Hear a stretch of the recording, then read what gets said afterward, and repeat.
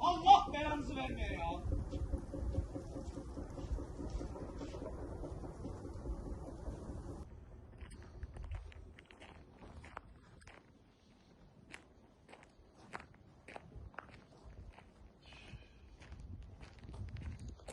Çatıyı delmiş ya. Tövbe yarabbim. Allah belanızı vermeye ya.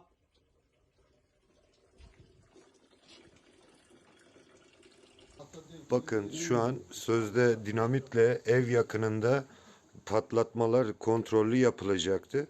Şu an evin durumuna ve bu inşaat alanı dışında olan bir ev.